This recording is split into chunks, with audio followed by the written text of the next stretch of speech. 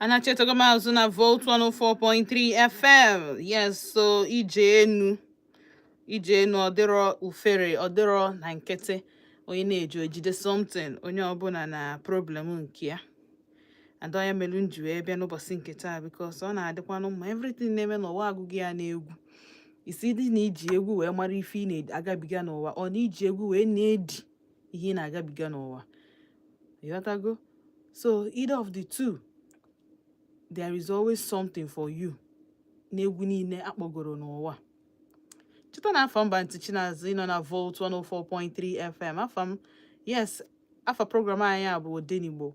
Ebe a bụ ebe anyị na-eji asụsụ anyị adisect okwu, gbarisie ya onwe ike nwee isi, anyị nwee ike ghọta ya. Anọkwa m live on YouTube channel anyị bụ Volt ODENIGBO.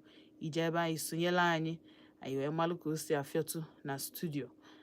Now, last weekend anọ m na-anụ akụkọ ya bụ on Sunday, Saturday, Sunday na-anụ akụkọ gbasara ndị I just got back. Hụma ndị bụ I just got back, ndị IJGB. So, I don't know, no one going notice that na ndị obodo oyibo, ndị abi obodo oyibo na-anata, that they can't be trusted. Amara m na ọsọsọ na nwoke na nwaanyị ka ọ na-eme, like nwoke n'obodo oyibo nke nwaanyị a na-echi ya ka ọ nata, naanị ya na-akpọ na phone for months, for years. Ị na-echezi ya ka ọ bata, only for him ịnatazi. Two things.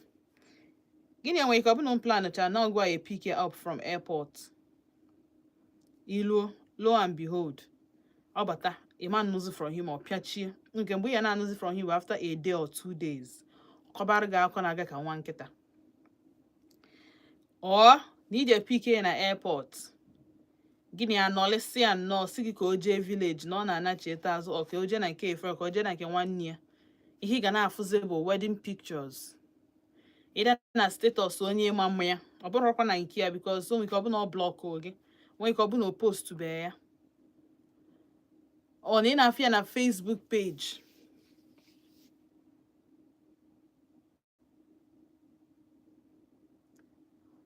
Like, why? Kedu ihe mere? And this thing abụrụ a one-off case. Ọ bụrụ ịbụ, ọ bụrụ ịtọ, ọ bụrụ na ọ na-eme every single year.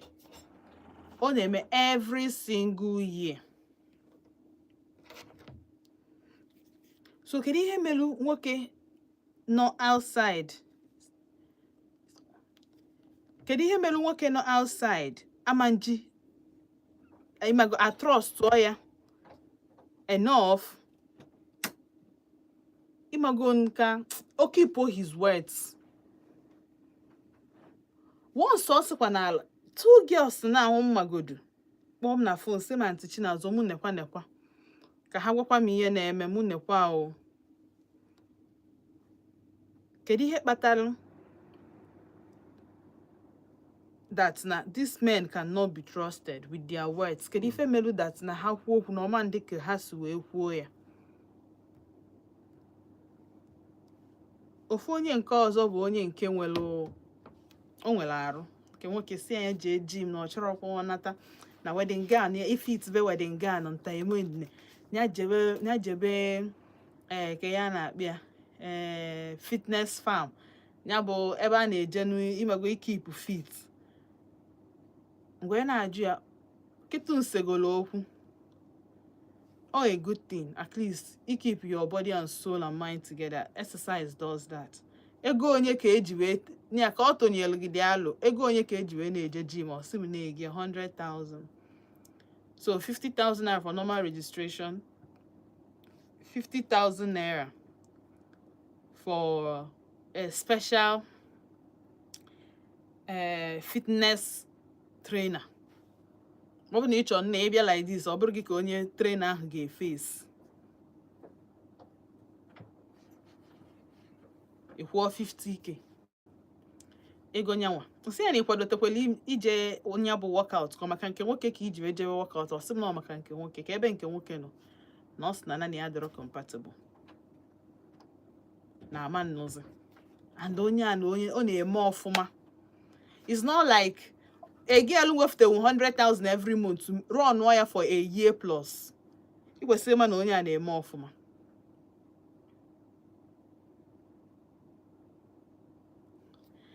Now, onye nke abụọ no outside the country, na onye nke a nọ na UK. So, this year na-ekwesịrị ịkụ aka n'ụzọ nke a. Nke nwoke natazia Nigeria, akpọbịa na phone odi epik, ọ bụ na gịnị me? Na ya bụ nwata nwoke nọrọ nwaanyị na Nigeria sef, wee nani ya wee na anyị na UK. Mana onye a bụ onye nani akpago how many kids a ga-amụ, how many houses, otu ha, like, oh my goodness. Ọ bụ na nke nwoke self block ya. Otu nke nwaanyị si wee chọpụta bụ na ya bụ nke nwaanyị nyere enyi ya nwaanyị phone number ka nwoke sị ya chat godo onye a biko nyewe n'iwe. Ya chat godi ya. Ọ chat ya na ya akpawa. So ka esi chọpụta na nke nwoke anụgo nwaanyị na Nigeria. Anọ m na saloon few days ago. Nụ ka ha na-aba mba ntinye ntị ọ sị nọ nakwa m na gị kwucha na mma abịa pick gị na airport time flight because nke nwoke gosiri obviously gosiri ya flight ticket ya, so nke nwaanyị amago mbọsị ya bata and time except na delays the flight. O wee na-akpụ ya na ụdị aza call ya ọta aka ọkpa na o durugo nwaanyị na-akpuo na hotel. Nke nwoke kọwawala ya mana the fact is that gịnị onye a make plans. What happened? Gịnị onye a make plans. Ọ na-akpọ gị pikiro mana ọ the same phone ahụ iji ya n'aka ọ na-ring. Even the conversation ọ kọwashieti to the girl mụ asef eziokwu adịrọ na ya. Biko asịkwa m ka anyị jụọ ebe ụmụ nwoke kedu ihe na-akọ osi ya, because ama m na ụmụ nwoke niile nwe almost the same mentality, almost, because I believe ụmụ nwoke niile abụrụ ofu. So ụmụ nwoke niile nwe almost the same mentality whether na ị na abroad or ị nọ Nigeria. Ka ịkọwala anyị ihe melu. First question m bụ, do you think that our Nigerian girls should stop having anything, intimacy or ihopunye on nwoke outside the country? You feel that they should not hope on them. Atụkwasazị na ha obi. Gị na ya adịgodo na mma, make sure you set another foundation for yourself na Nigeria. Is that the advice? Or kpata enwene anything ime with the person? Then kedu ihe na-akọ ọsụ ụdị omume n'aka ebe ụmụ nwoke nọ, because ndị Yankee na-aka agbawa ụmụ nwaanyị obi ndị Nigeria. Ịma na ụmụ nwaanyị gị na ha na-akpa ru 5 na your phone chat. Ha ncha niile ị na-agwagbodo ha ncha that you will marry them. Why? Ị na-agwagbodo ha ncha. And ike na-ewe m iwe bụ na a na-ekwu ya ụfọdụ ka a na-esendịrị ego, ụfọdụ ka nwoke si na ọ like gị, cherish gị, value gị, ama na spend money on you. Obi gị na-agwa gị na onye afọ gị n'anya. Ogo ndị nọ na studio dị guilty na fe ene m anya ọjọọ. But ha ma na-eziokwu ka anyị men spend on what they value. Ọ bụ na ịbụ nwaanyị na-ege m ntị kịta, nwoke ọbụla sị gị ọsịkwa ya bụ na ọ na-earn salary na salary ya pelu mpe, ọ ma nye nwu gị ego ya egote gị gift, mana salary ya ga-apụtarịrị something for you. O nwe ego o stipulate for you at the end of the month. Because the truth is that ọ bụ na ọ dị spend on you, o nwere ebe ọzọ ego ahụ na-aba. Is either na o nwere too many girlfriends, onwere nke onye nke ọ dị serious with, so man na-spend. Or no one another serious girlfriend aside from you on spend on. So that means mangi, ma the other remaining 5 or 6 girls, onwere onye okporo o ji kpọrọ ihe. O just were na pass the time. You got to go. That's why. Ọ bụ na nwoke si na ọ love gị na ọfọ gị n'anya, o dị enye gị anything. My dear sister. Oh, my glasses in the kita. Ekwesizi na afufa. Anya there. This 2026.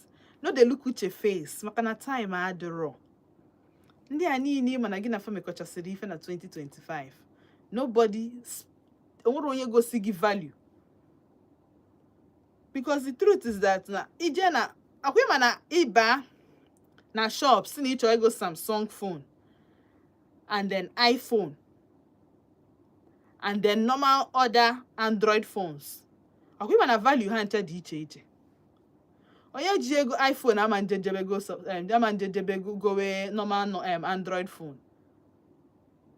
Onye ji ego Samsung ama njejebe go we iPhone. iPhone is cheaper than Samsung. You need a value. Anybody would want you to appear good. At least. Obula akwa. Oburu shoe. Oburu perfume. Oburu body spray. He must be spending something. Just you go see that now he is giving something. He goes no go no nya one wege. If you na love in every word, can you hear me eje na nke nwoke na akpọ nke nwa onye nwa m? Ona akpi odogwu na odogwu abụrụ maka na ha ji ego. Odogwu maka na the man na-take responsibilities as a man. But I don't see the reason why nwoke spend on you, a man jigi kpari am. I'm telling you, only try for you whole lose. You all spend go on you. Losing you are very difficult. Oh, you notice go. Nwoke if you give nwoke the ego or happy or not like that. Because work up on all the possible now. 0706-048-5853 my one at 0915-570-8347. When they would them because these two girls of no UK in Cabro Bodoebo Obrona or a nurse, she's doing well for herself. Onye cause always bank cause is in there Bob no yo nature. Konata Nigeria ka ha me wedding menka. So these two girls are broken. When you cause such a vacation, you cannot UK na ejelu vacation. So vacation our problem. Your problem ya bu no all these years. No hustle on a UK hustle tego hustle something so that how you may wedding na trial. Call the big in can come. When na work time na buy. I be na buy time. And I what around has when a mood you man nature that no man put ife. I just got back. Oh, when you promise check again na. You man for the anya that day. You man for the anya that holiday period until na 2 days after peak. Oh, when they are there for anya cha. As again no gori and batam phone the boon. Onye gini na akpọ nwoke ye na-ese gini ahụ. So Diego. Hello. Kekime. Good evening. I wish you the same.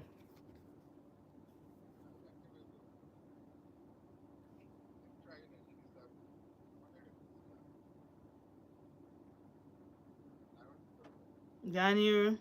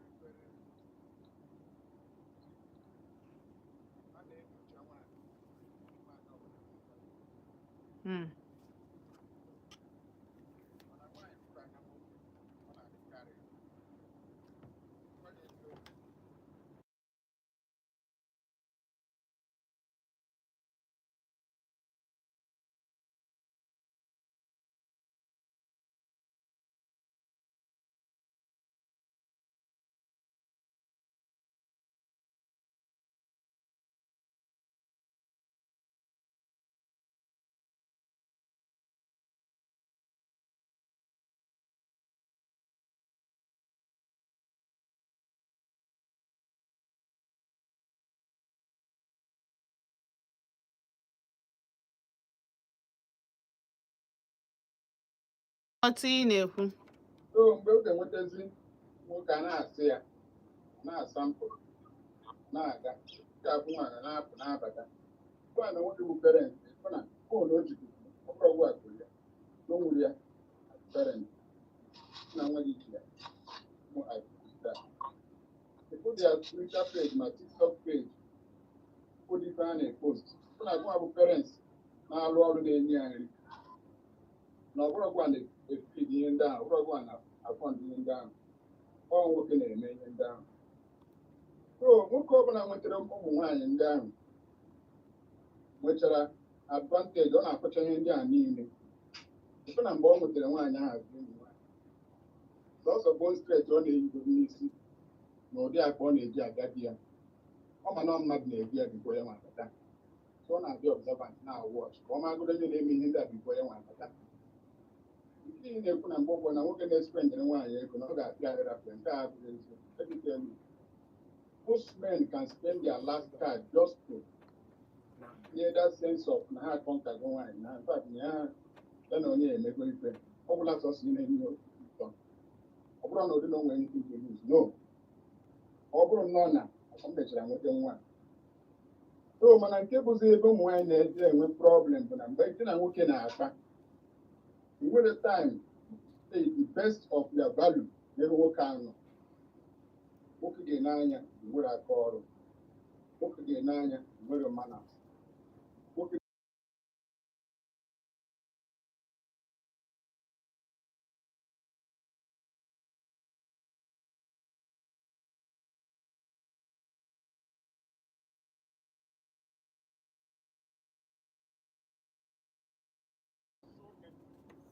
Every time I ain't getting and card in there. When I'm working in the course, I've been down in what you can't begin and I, Papa. That I go. So, working. Not the intelligent. Even when problem with men be leading the girl on, it doesn't take 3 months, 1 month, 2 months sef for a smart man ema that no onya na mba n'ụzọ adịrọ. I have a problem with him and onya na man knows that then it can lead. Why don't you see the girl mba gabara onwe gị na ọbahụ na ina aba na waste our time? Because ndị anyị na-ekwu na how am I go for 4 years, 3 years? Ọ bụrụ ihe taa.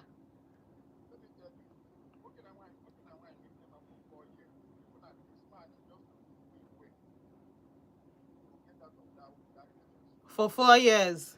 Wow.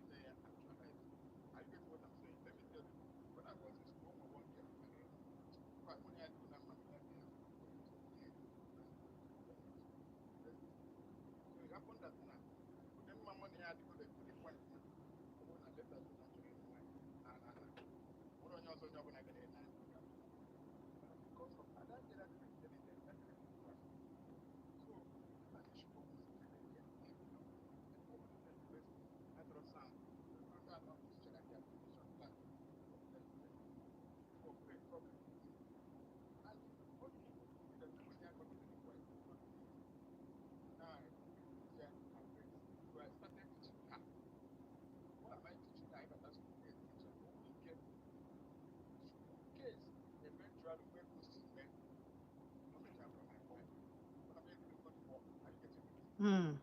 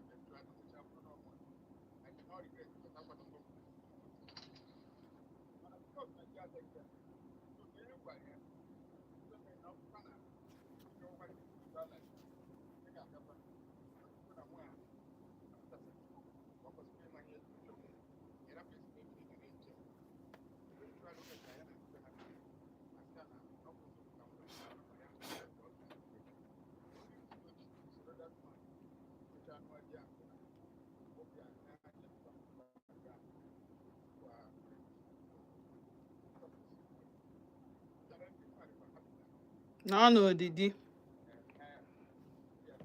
But no way, talk and see. Not that something like that. You get it. You can not say out of it. Or when it but eventually, you notice come now, bro, you more. So, what can I want to know here? Who can I go with all this? So, the bottom line, what we're talking about, I've done, I won't get expect, you know, I want to show you love. You won't get value woman has. Why? Because the intelligence don't make people no matter so much. No matter how to are you getting it? Mm. So, woman is the young man, but also there, not where I got to over it. So, you know, this care, club, or sorry, the man. I don't want to why the young man. What I got to say, put them with paper. I like paper. Actually, all of it. Very well. We got to rent the house. When you go out, over there at your house, everything. Like outside. I'm not just outside. Yeah. Not because I like it. Oh, yeah, with a sense of belonging as a family person. Oh, we need that to the state. I want to work here, my man. Okay, I need to say, I put on the open every day of them. Oh, there's so many things working will observe. Even when I don't know, can I but they just and they cannot is a that because of clock in their bar. So why not don't know my banana? One thing. And don't get me this knowledge. That's my and the one thing that man in this life, before working, I wrap mind now, no choice in maybe one thing or the other. Okay, yeah, because of that one I get and I get back. Okay, but it is something there about a kind of vision for that man. Get the call for okay, I'm to my based on the one I am there. Okay, for all of this, my am the mortgage that has not put on my hand. So, okay, then I wrap mind. So, we got up mind. Strong reason. And I think that I'm never one and I'm my own nature. Well, this is my wife. But I don't get good idea. That's my wife. Different Diana family. I won't go over an idea. Take your house, not there. They're going to end up with it. Some of the girl, if the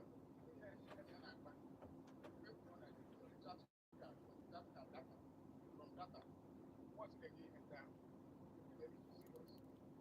He doesn't talk any other thing. So the criteria they will work at this stuff, work at it, work at it. Mama check one at most men, something natural. My heart is my over. Very easy. Okay, very good. Putting him down and very good, not as a kind of alibi. So it's already his conscience. All got up. All got some problem. But I can't get it. All got so that's what I do. That's my body up. That's my house. I won't get with both. They're not getting it. Hey, I watch it.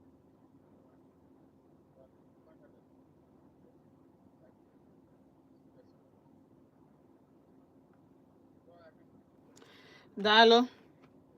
Mm. Dalo. Dalo. Thank you for your suggestion. You not a good now can no. At least then you give room to air your view. All right. So, in as much as na ina ekwu na obro na nwoke goal one year. Number one, all depend in ihe nwaanyị na anagi. Depends on nwaanyị need the right nagi actually. I don't need to ask. Go about that now. Automatically, there is something you need to do. Onye mmadụ neediri ime ka mmadụ na onye and serious. It applies in every sphere of life. Even if na gị na parents gị bi kịta anụ, there are some certain things you must do. In our own office, there are some certain things you must do. In a relationship, there are some things you must, is a must. You're obligated to do. So, buru ye niile, ebe m like ikwuru, ụmụ nwaanyị kwesịrị inwe sensible. If nwoke na-adịrọ serious with you, ikwesịrị ịma. Na onye mere Chukwu ji enye ụmụ nwaanyị discerning spirit. Onye make use of his or her discerning spirit, mana onye ambi actually use ya. Hello. Good evening. Kekime. Good evening. I'm okay. No, ka afa gị na-ebe isi akpọ m. Eze Imo ejizi eze Ojoto wee malụ. No, echichi na Jenụwarị. Ọ na Disemba imela anyị invite ọ dị ọkwa mma. O nwere ihe o mee ka megoda invite na ya bụ na ya bịara.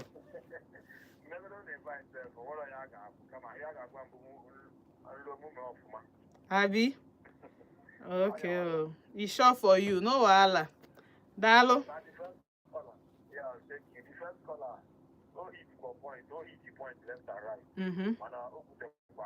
Naima. Baya lonia.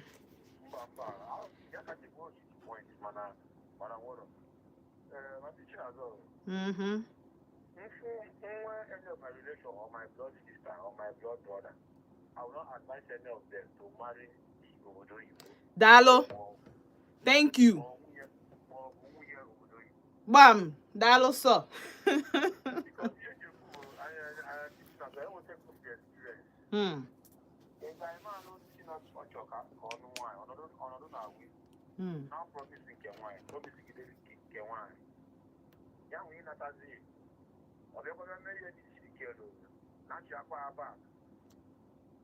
I've this guy for many years. On that time, young women that go to the million and no ever.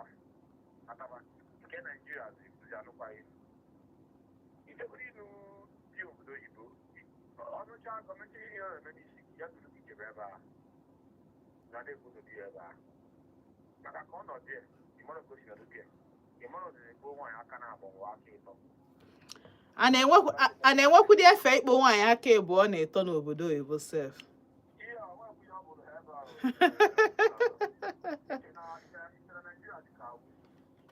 Ọ na Nigeria ka a na-ekponu nwaanyị aka ịnọ na-eto.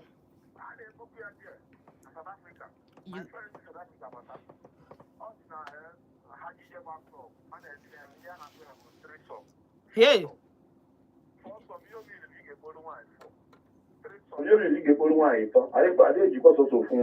You don't see. You know how good to be a Kuba. So, up for wine ever for one year to compare Nigeria ever. So, more advice in the relation. Say the Yano Gio, the more Wuyo. Oh, woman, na me akitana. Do man na Nigeria, Managiano, Mbago. Oh, Timbogia Gibata. Yana Wuyo, good bit. On a chapazo. But if you do woman, you read that in my. But when I got a to Guinea, Yana on a video call or phone call. So, dinner we are putting in one place. I talk a lot with your photo. Although I can't have a giant can also put to love our photo. I bet you to a cheat. Okay, they cheat. Why are they cheat? Which is not good. And you have a combat breaker, I can do water. Dalo so. If not ọzọ ka nze Ojoto. Eze Ojoto, no. Dalo o. Dalo. Oh, Dalo for congratulations for your new title. Congratulations, so dear easy. On the IJGB na bag title these days. Alright, so me je kpochalo obere egwu before then ma zụchara obere afia. Ka m gụpụta messages ndị nọ na YouTube, ndị join them na YouTube. Because ọ bụ na YouTube now, subscribe to my channel. Because subscribe to my channel, share, engage, like. Okay, wherever I move to the permanent site. So I na yogi na sigi give me occasion iso na the part of the movement. Alright, the boys John, some Auntie Chinazo, good evening. You're looking beautiful this new year. Is anwangu. Oh, anwangu dalo na new year new me akwa moon. Alright, so what I say why my people on this live don't used to hear those calling on the program. Wow. Only your voice is loud. Why? Don't worry. I set that on my this thing. I set it on me. I'm gonna set the area very soon. The problem Okay, Chizoba Amile, same. The problem for me is not only on the man, but also on the women. Okay, maybe not because I'm born. I'm not carrying okay. I'm not no more the thing. A man will only pick a woman who he thinks is a wife material, not necessarily someone he has promised. But why make promise? My problem I bring pick why. Can he get you a and why undi beribe? Why would you even wait for somebody not outside? Even though you're not in Nigeria, you're not supposed to trust her. If you still trust nwoke not Nigeria, for suppose you're not outside, you may give promise. Mbagodoro uma wote phone nwoke no Nigeria, check go do chat ya. Ke for why? As broke as he is, so why kale. Then he would tend the Diego, why does the kaja denana? Then Obruzo no no, but my dear sister, it can never be only you. So what are me melu? Okay, you promise put the anything ikweta. Say what is na in this 2026, still work can be seen and work man what is again. Promise. Inaya na kepe promise or promise. How many things so go aside from marriage or promise go fulfill go? Oh, he get check good.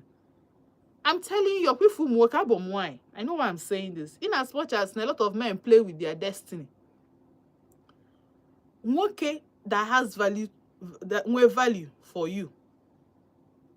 Mainly, some of them will not leave. Except non gay one actually leave. Some of those men will not leave. If not most. I feel be monye neja akunye mkpụrụ na ebe ọ ma na ọma nto. Ebe ọ ma n'ihe ana had hofeta. So long as nanke nwoke fukwa na alu value in you, he will accept no ya be your destiny helper. Whether na eno ya na na eno ya, he's just there planting the seed because no chok ibro amount otu nwoke the selfish. Nwoke the selfish. I feel be nwoke eat or something or have to attach something to it to any gear. All the very difficult. All why you resist or give why you give the in. I have never in fact onye nyeketegi akwima orira mu ebu na aji bi ogwo na agwa gi maka ya yiri kete one day ya sigi kwa ogwo iji Chineke mere ga ebere ọ bụ na onye awo onye Chukwu dị n'obi ịma na onye ahụ isi ya no osigi okay but n'anya the rate o ji follows get reduce nwere nwoke na-akụ mkpụrụ ebe ọ ma rip ya Oduro possible. It's very difficult. Or 2 out of 10. Yeah, do it near 2, but that's now. More me to go good people. But I have not time a porn for suggest anything otherwise. For the guys to come to my house. So I now about just and I say no. Let's meet in a hotel. Go ahead, she's no. I see and we can say, let's go to your house or my house. So it's not left for you. So anybody promise you something, you rely on the person. Because time and time again, these people, these men, go that now. You can't trust them. But for some reason, weird reason, it just no na aga n'iru na atụkwasa ha obi. Nsogbu adịrọ. Ihe onye echọka ọfụ. Ihe ọ na imeta. Iwelu nke elachatakwala nke tetalụ elacha. So the problem with men is making promises they know they may not be able to keep.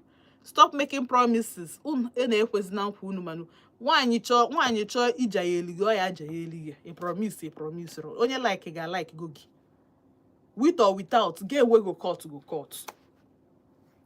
He ga na-ekpezi ekpere bụ onye ahụ love ka love ogi the same way swear love o. Cause ihe ọjọọ ga-eme gị bụ na ị nọ na relationship, you are dating yourself. Imagine ị nọ na relationship gị na mmadụ na-eme ka ị ga-ama that you are dating yourself. By the time o kwupụtala ifu ka ọjọọ ga-eshi wee gbaa ọsọ. give up on you ozugbo. Kigeji water that you have been there by yourself. Because when you chug as much as this will fight as much as you're fighting. From a reason why Igeji not outside the country. In a book opwe. Ndi Jezi by the SAS no opwe. In a book ya na book onye nke aka gini ga no na 29th, onye nke aka gini ga no na 30th, or onye nke 29 ga no gide road 31st. First gini onye ozo anolu. And the kind of no for the name will take you to the village. Cause the work ha kpolu gi ono. It is say no one family buna. They don't send you. Emeka du bata nkechi echi, Emeka ye du bata kwa nkiru ka nwanne echi. Ha send rogi. Na edu gi na village abro na gini me no nge that you are the one. Na edu gi na village, my dear sister. Ewe mu somebody mma. The girl do wegidere onwe na dem. I keep saying this, okay. They will give you to get whatever they want. Is either na hatch or something good from you, or na hatch or so imewagobi. Whichever way, they are putting money inside something. Never how man ha ga-enwe tour. So, nke nwanyị a na-eri ego, che na ego future husband ya ka ọ na-ele. A na-aga first na ọ chọrọ akwa nke a, ego nye nke nwoke batawo gotere ya gift. Nwanyị ekwero gịnị? Dowere onwe ya not till after marriage. Nke nwoke wee shi okay. O say na ọ chọghị ifu ndị be ha. Ejekwa ejefu ndị be ha, wetekwe list. Wetekwa na list, maybe akụbekwa aka, just the guy just not declare intentions ya known. Na lu list. Okay, wee jeje dalu nke nwanyị wee dari kọgbuo, dari chacha ihe dị mma wee hafia. Ọ na-akpọzi nke nwoke adị epik. Wee bụ na moto ha na-use na nke nwoke ha yala ya ha ya. Ụna ebe ọ na-eje afụ nke nwanyị. Ndị a ndị Igbo na-abụ. As in, good in Kenya that period. So men can do a lot of things, no doubt. But give up in Kenya called the zeding with sense. When motor say this year receive dominion, this year in a receive dominion, they receive sense, joy. All the very, very important. Some way called it that. Because these two ladies in Jamaica, however, today, they are doing very, very well financially. Imariabu, Cabros can Hannah finding their purpose in life or anything. They already know who they are. So if men can treat them this way, how much more again when they kind of school? Only you're still finding yourself, you're still finding your feet. A banker and a UK nurse. My sister onye Kedu. So when sense this year come on nwoke ga-asị gị na ọ chọrọ bruzo si na ọ chọrọ je ba akwa. I notice kwenalu na onye akita anu a. Oh, but the problem is you notice. You notice kwa. I rather nwoke pụta si nke nwanyị nne m achọkwa m ka anyị kparịa amụ. Onwepụ ihe ọzọ marriage adị. Ọ kalụ nwanyị. I'm telling you, if you ask women, 80% of women ga sị na ha chọrọ men dị honest like that. Can be promise her marriage just if nne na ife nchọ. It's not left for them to stay or to go. Onye nọlụzie ihe ọfụkwa. O nwere ike Chineke mere ebere. Ọ bụ na ọ like nke nwoke nwere ka ọ like. We have heard a lot of stories. Ebe nke nwoke bịara ịta nwa. Sizie ni anụba dị nwa. So ọ na-eme. Relationship enwere pattern, marriage enwere pattern, but nwee sense. Nwoke ịmali ihe nwoke chọ na-eme ya. Gị na nwoke nọ na ị ga-afụ the things he likes. Sometimes people will talk about it. Sometimes so you go see na his actions. Ọ bụ na ị chọ ka that lead you to marriage. A lot of these men, the women they make independent. Like these two people, the too independent for their own good self. I'm sure na I'm sure na nwoke na like nwoke spend day on them or just to knock o wee dịkwa ka nwoke a na-ewepụta. So had independent enough. Nwoke amarazim ihe ya eme ha eme. Ịpụta na asị na unu achọghị onye bụ liability. Mfuzo onye nke abụghị liability. Unu adari obi egbalie ọ bụrụ gịnị? oke nke a bụ banka na-ajebe jim ihe nnọ kịta anụ a bụ na ọma family the girl no ka family had na ịma that means ịgbagolo onye a from mgbe o pepe so why lead her on ịma na ema mbanwu na the family ịma na family you na ama nkwe why are you making it look like na time ahụ ruo you will fight I will fight for us I will fight for us ọ na-afịa mgbe o ruzi to fight onye ọbụla akọla ọsọ and mostly ihe a na-adịkarị n'aka ụmụ nwoke ka a na-afụkarị fault a na-afụkarị ụdị fault a n'aka ihe afụ nke nwoke asị gị na mama itinye ya mma ga ya anụ nke nwaanyị onye gị na ya mekọbara ihe for how many years up to now ị mara na onye a ga-etigbu onye a ga-eti gị ihe ka ọ na ọma ntị gị ihe attitude is like flat tire adị ezu ezo it will take you everywhere you go adị ezi ezo so ihe promise and fail anụ ndị I just got back ndị ọ bụkwa na ị nwere nwanne I just got back ọ bụ na o nwere onye ọ na-asa isi ọ na o nwere nwaanyị ọ na-edubata o jebe eje declare intention jụbakwa ya kịta ọ dịrọkwa mma o nwekwa nwanne nwaanyị ọ bụ na nwanne unu nwaanyị ka a na-eme ụdị omume unu ya like ya jụọ ya na ọ ya like ọ bụ na ọnwụ ya nwaanyị sef ka ya hapụgodu nwanne nwa ya nwaanyị because I know how fathers can be very obsessive about their kids ọ bụ na ọnwụ ya nwaanyị ọ ya like ya ka anyị sụchara obere afịa na anacheta azụ anachetala azụ mepekwa phone line na ya kpakwa nkata dịka o si aga n'iru because ihe nji ekwu ya bụ na ndị IJGB ya nọ ha ka nọ in town so gị nwa bụ nwaanyị ka uche gị dekwa ya a na-asị gị mapụta ị na-amapụtakwa jidekwe onwe ihe a na-akpọ miscellaneous a na-akpị ya messed up money jidie na akpa nke si nke nwoke si gị bịa ka eje ebe ị chọrọ ije ka ị hafụ iji maka ego wee soro nwoke baba ebe ị chọghị ebe na-anachieta azụ ndewo as you never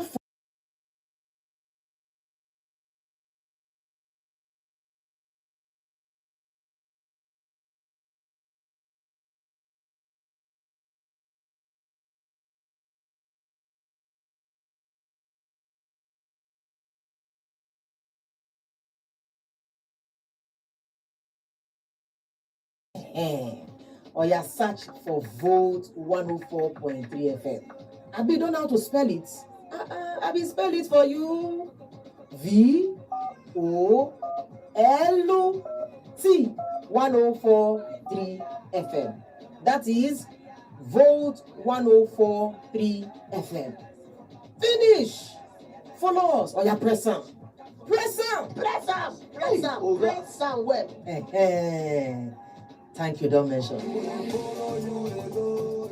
Volt 104.3 FM. Ndị Enugu, anyị nwere ezigbo ozi. Ụlọ ọrụ Enugu State Board of Internal Revenue na-enye mbelata ego pasentị 20 n'ịkwụ land use charge, tax on rental income na consolidated demand notice. Site n'ụbọchị mbụ ruo n'ụbọchị 30 n'ọnwa Disemba 2025 a bụ oge ịkwụ ụgwọ gị na nnukwu mbelata ego. Emeela ka ọ dị mfe gaa n'ụlọ akụ ahọpụtara, ọfịs ụtụ isi ma ọ bụ jiri ụzọ ịkwụ ụgwọ n'ịntanetị akwadoro. Ọ dị ngwa, ọ dịkwa mfe. Cheta, mgbe ị kwụrụ ụtụ isi, ị na-akwalite ụzọ ka mma, ihe owuwe ọhụrụ na ọdịmma ndị Enugu niile. Enugu Steeti, anyị na-eru ugwu. Ozi a si n'ụlọ ọrụ Enugu State Board of Internal Revenue Service. Oh my God. Code.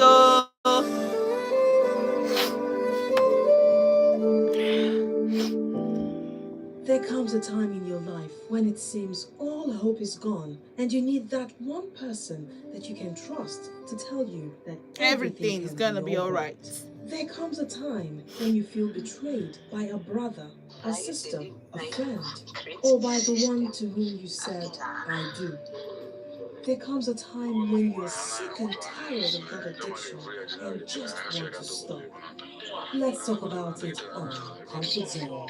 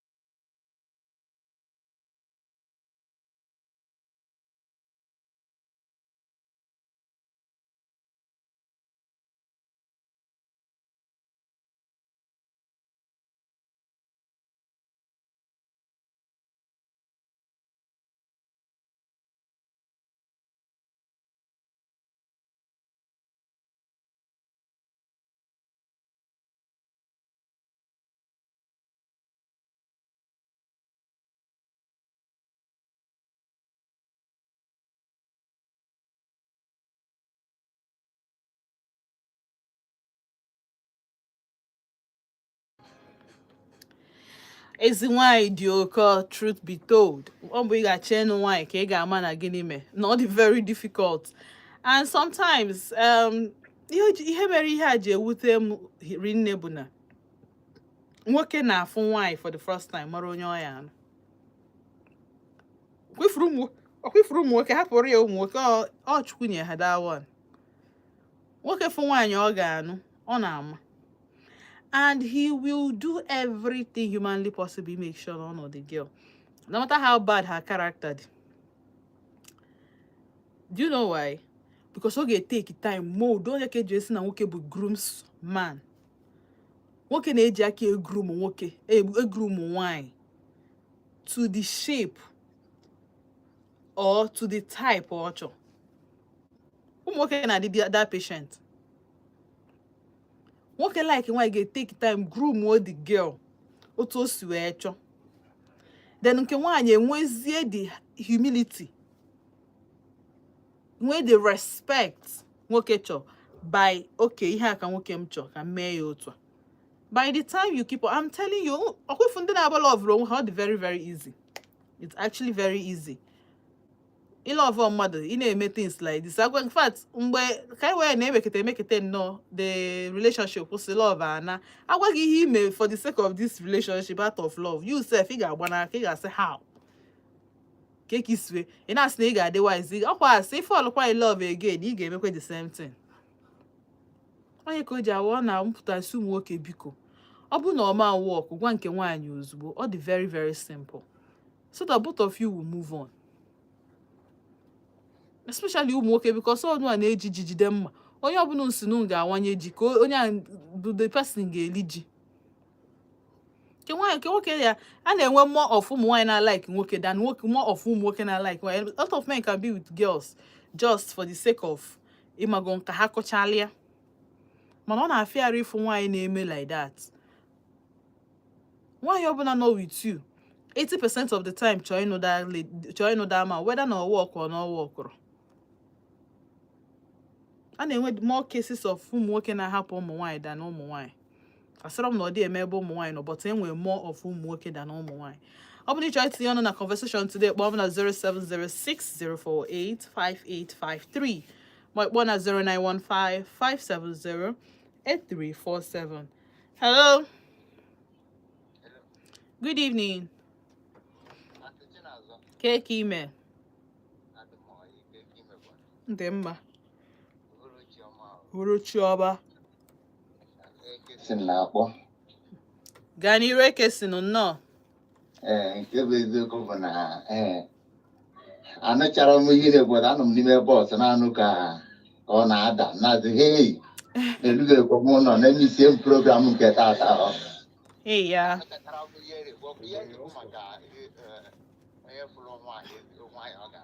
Ihe anyị na-ekwu maka ya bụ ụmụ nwoke n'obodo oyibo mechie promise ụmụ nwaanyị nọ Naịjirịa, ha natazie ha hapụ onye anụba onye ọzọ.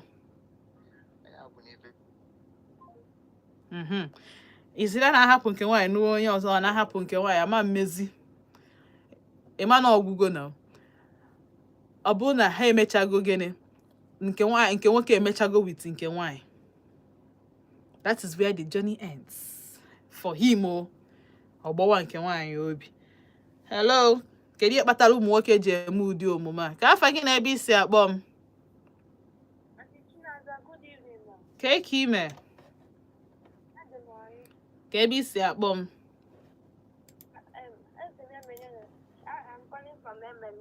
Don't mind my language. Ka language bi ya? Don't mind me, I don't have to speak Igbo like that. Nsogbu adịrọ, gaa n'iru. My name is Akolis. I'm calling from Enugu. Akolis, ngwa tinye ọnụ n'ihe anyị ji maka ya wee bịa n'ụbọchị nke taa nnọọ. Oh, thank you, ma'am. But my own opinion is that majority of men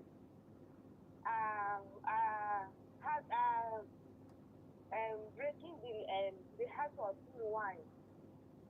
Like my uncle now. This one that is my auntie that breaks my uncle's heart. Like in my own side. I don't want to call their name. Your uncle ahụ si obodo oyibo wee nata? Okay.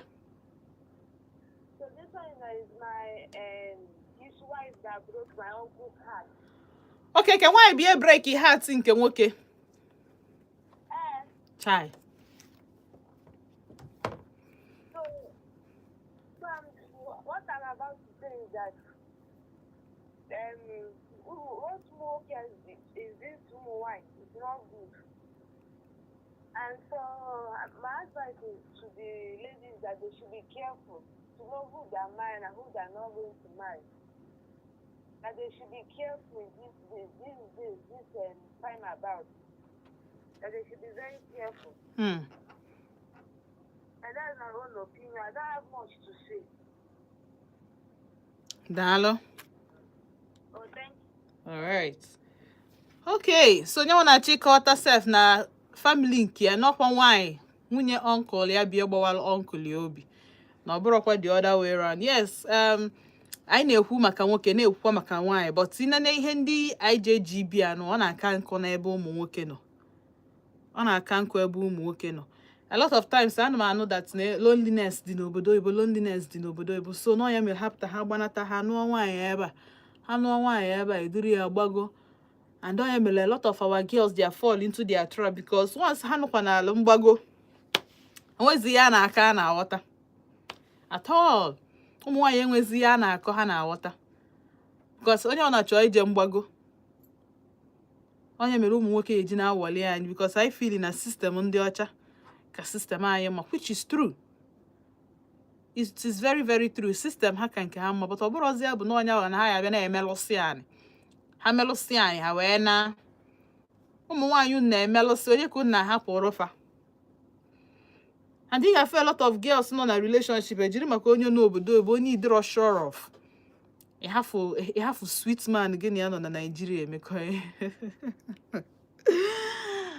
onye depend on nwoke ịmarọ wee ya, ịmarọ na ọ na-agwa gị eziokwu, ịmarọ na ọ na-asịrị gị asị ihe ma na ọ na-awe and also na ọnụ gị na ọ ya akpọgote gị. Alright, so kpọm na 07060485853 ma kpọọ na 09155708347. Hello. Yeah, hello. Good evening. Ke ka ime?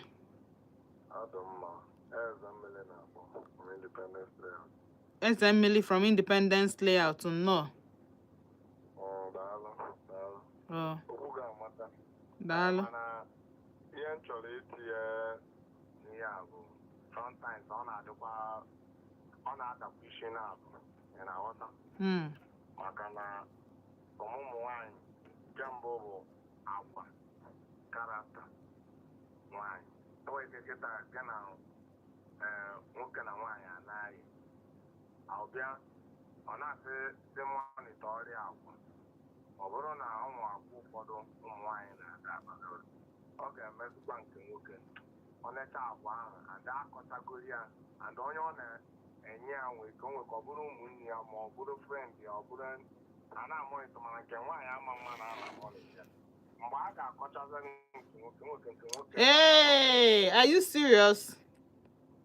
Hello? Ya na a na-amụnịta ụmụ nwaanyị. Okay. Agwatazi asị onye a ka ị chọrọ ịnụ ịnụkwa onye a na nke gị omero kpakpakpakpakpa ife amara ya na-eme o nwere ka ọ natazi ya nke nwaanyị eche na ya na ya ka kwụ.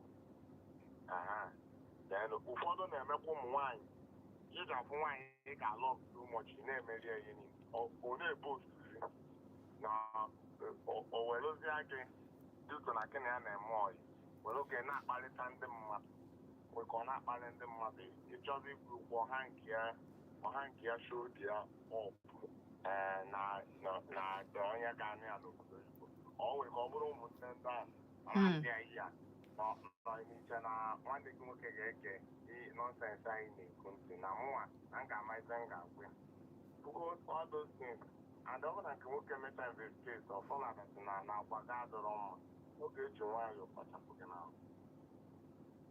Oge ji nwaanyị akpachapụ gị n'ahụ. Hello? M na-anụ ihe na-ekwu. Oge ji nwaanyị akpachapụ gị n'ahụ. Then ọzọ dịkwa dịkwa ka ibi ya bụ ụfọdụ ụmụ nwaanyị dị akpịrị ego. Anụ na-anya somebody si obodo oyibo nata ọ na-ama ha ama because 80% of women are independent. 80% of women are independent on men. Because often 80% of women be independent on themselves, like it used to open hand and bumble. Who work out and study one. And 80% depend on the man's pocket. And since you depend on the man's pocket, that means you are the man's cat. You are the man's cat. So, all got to get in, work out to get half a body, so 1 year. So, I don't know why. Now, the industrial, can we get the industrial? One, industrial side can make you share a gone. So, that is the thing. It's just like, go to eat a bomb for the time, a bomb for or known and responsible person, I'm not going to. I don't know if I'm going to be high. I think I'm going to go now. I'm going to be responsible.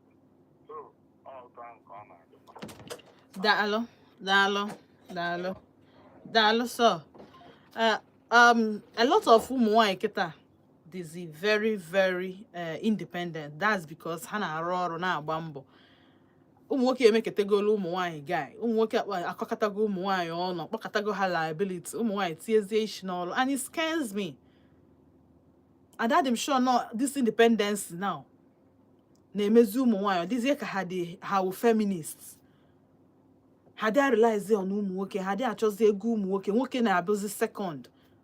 To be honest, ọ na-atụ m ụjọ because the era where nwoke na-asị nwaanyị bend there down or bend there agagokwa unu ma unu na-achọkwa onye adọrọ liability onye abụghị liability.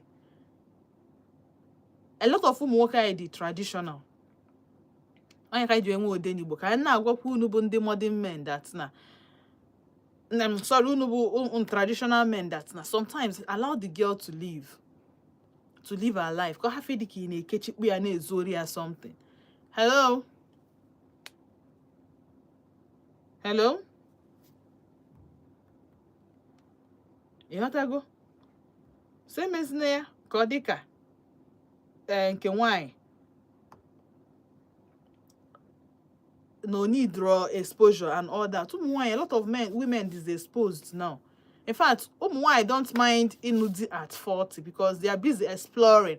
I believe that na hanu dinoge ekechie ha hama mezinka hama mezinta hama mezimo. That's why we're more of single ladies now than married people at a younger age. And Hana wasn't too much. Amuzia wonye genodo umuaka anya. But ka happy deviate in ihe makia we bia n'ụbọchị nke taa. Ihe makia we bia ụmụ nwoke si abroad and focusing on ndị a na abroad na asa anyị isi ụmụ nwaanyị malo na ihe this 2026. Akwa ifu nwoke na abroad. Ịmana na-enye good advice na-enye bad advice. Good advice, stay with one man. Bad advice, do not put all your eggs in one basket. Ewepụ ihe ukwu. Kama na ọ bụ na ịbụ nwaanyị na-ege m ntị, ọ bụ na onye inwe bụ onye n'obodo oyibo na ị na-echi ya at your age. Ị na-eche nwoke. Oh, Justice Okwando, Justice from Agbani, Dalo Santi Chinazo. Good evening, Happy New Year. Nke a bụ nnọọ onugi na this 2026. Thank God for life. Happy New Year to you and Vote family. Dalo Justice. Branda Sholo, good evening. Good evening, Da. Good evening. Hello. Good evening. Nde mikpo m na-azọ nke otu oge off afa mba ntichi na-azọ. Ikpo m na-azọ nke otu oge off afa mba ntichi na-azọ. Daalụ. Ka afa gị na ebe isi akpọ m. Oh, is the job. If from outside, yes, okay. But so long as I don't know ODENIGBO. Thank you and God bless you. Do not mention. But some papa give like your way I like here. Adema. ana m alụ ọrụ anya dị eme ihe ahụ hie ebubata na nnọọ ihe ime ụlọ n'ilo hafụ ya n'ime ụlọ ka ọ nọrọ ebe ahụ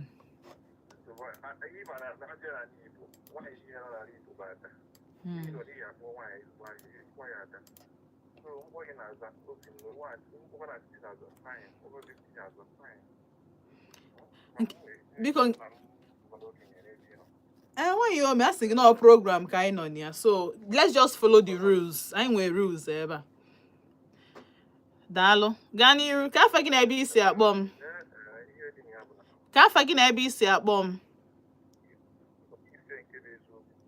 oke omeife ka ebe ị nọ omeife nke bụ eziokwu daalụ sọ gaa n'iru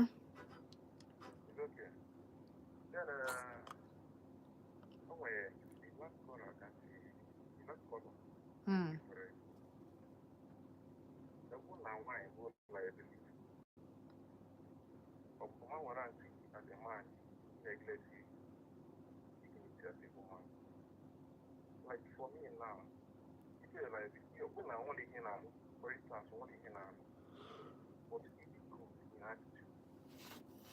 What is it have all this make you go as a white material. My dear, I will never feel for you. I will give you your full respect more than the way you are now.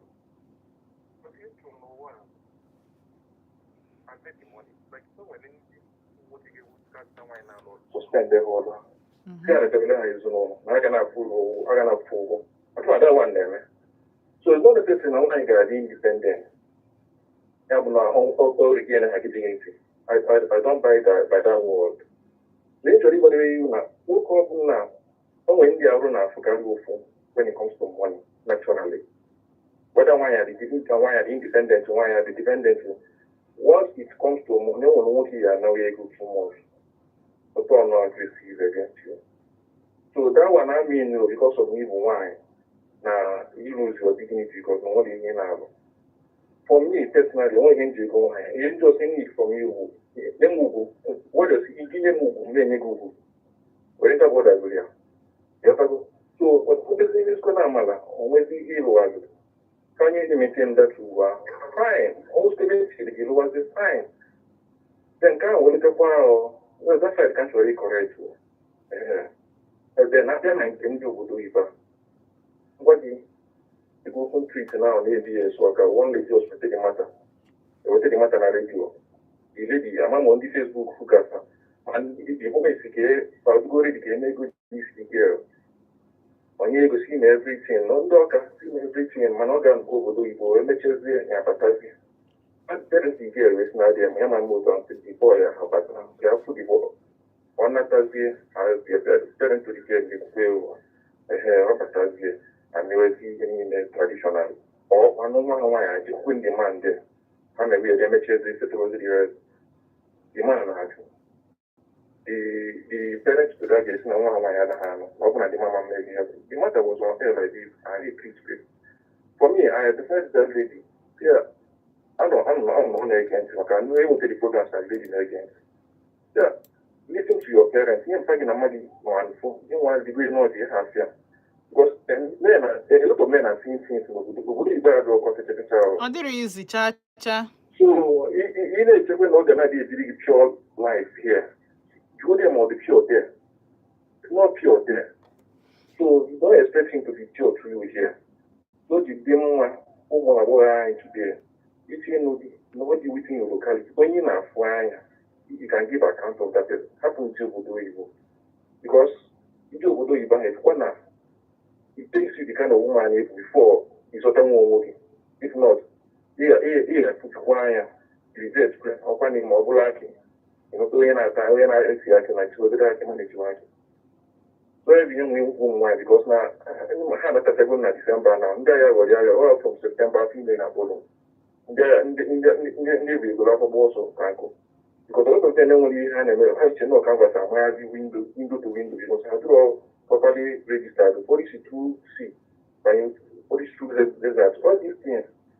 So only see no be and some wine now.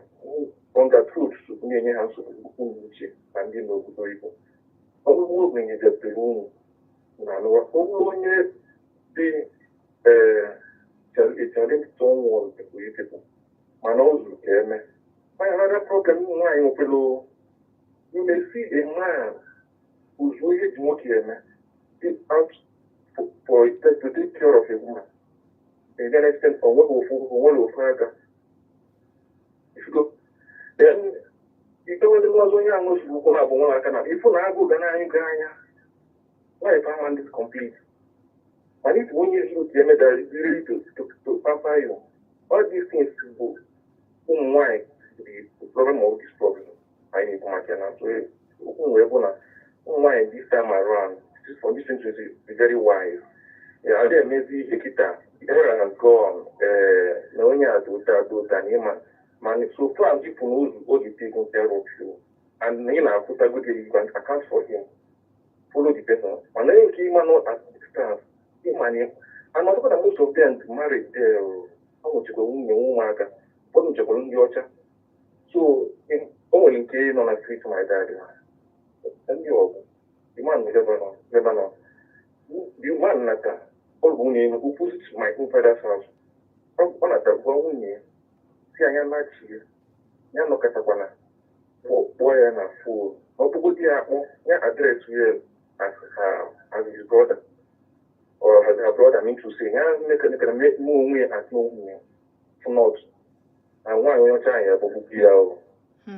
So, on your men, who be a drone I have up to now. So, dear and for. On that put in a for maybe Suzuki as 1 year one, I did 1 year as 1 year. Then see another call another critical 1 year one. So on even at the marriage will not. We shall not do that with every people has when more can than Nigeria again.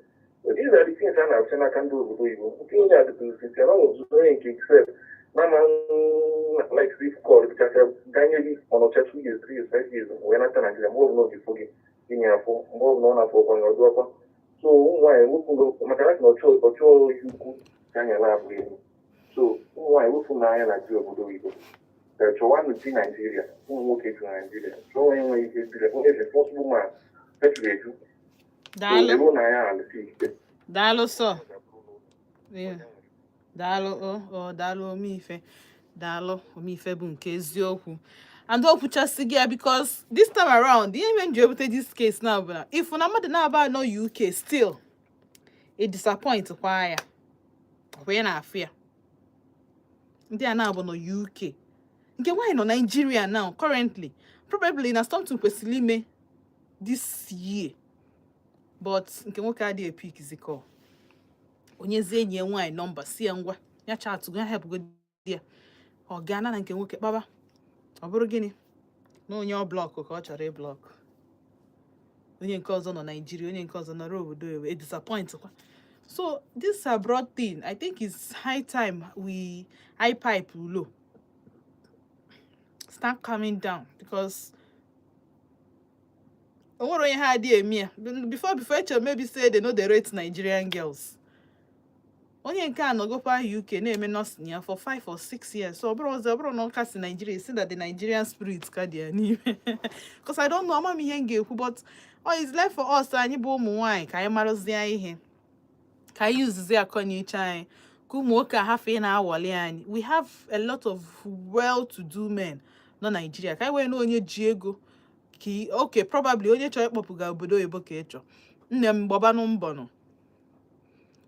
Baba hapụ ọ bụ na ị chọrọ ije obodo oyibo hafụgodu di gbaa mbọ ije obodo oyibo because amarọ m onye ga-achị ịnụ nwaanyị hafụ nwunye ya hafụ ebe a jewe obodo oyibo ọ na-adị very rare that marriage ya emecha nwee kọma.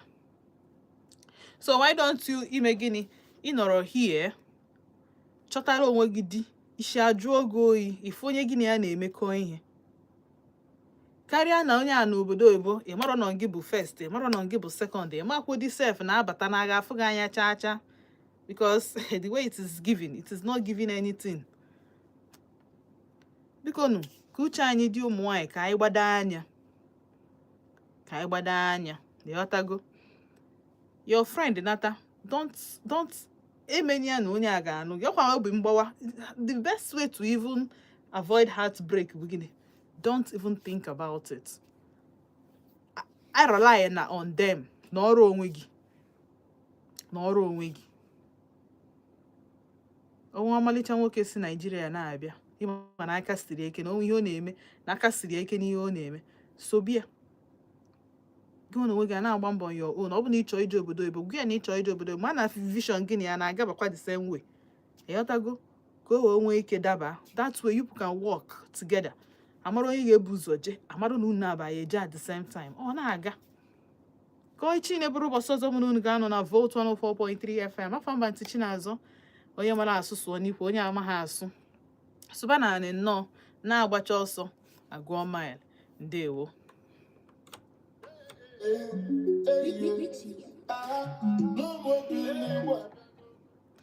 Please guys subscribe to my channel. Please subscribe. Bye.